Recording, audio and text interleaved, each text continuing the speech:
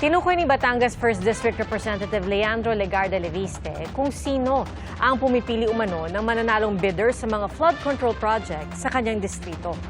Batay po yan sa sinabi raw sa kanya ng District Engineer ng Batangas na inaresto dahil sa alekasyong panunuhol. Saksi, si Ian Cruz.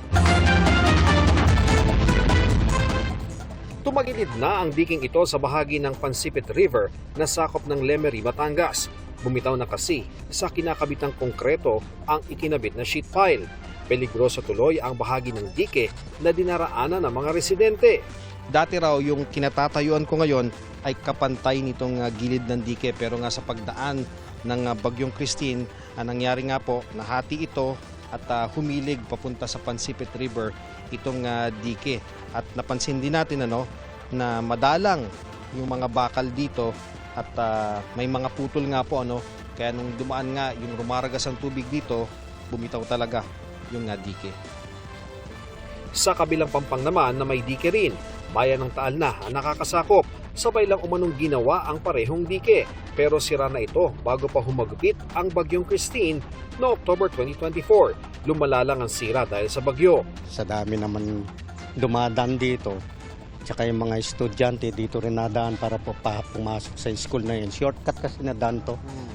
Minsan, maakyat sila, wala naman hagdanan. Basta tiyaga lang, basta akyat. Baka kako yung mga dumadaan to, yung mga aksidente.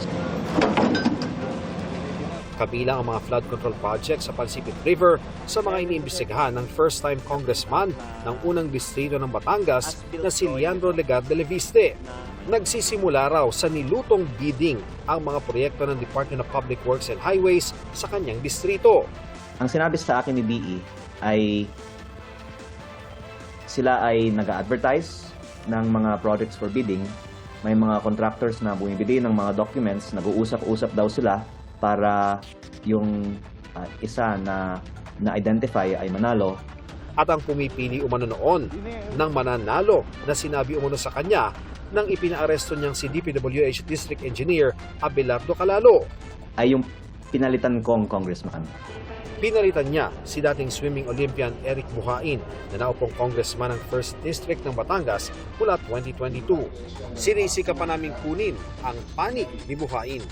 Sabi ni Leviste, hindi lang flood control project, kundi pati ang ibang proyekto gaya ng kalsada at kahit ang mga reflective road markers gaya ng cat-eye ay sisiyasatin niya ang kalidad at halaga ng proyekto. Para sa GMA Integrated News, Ian Cruz ang inyong saksi.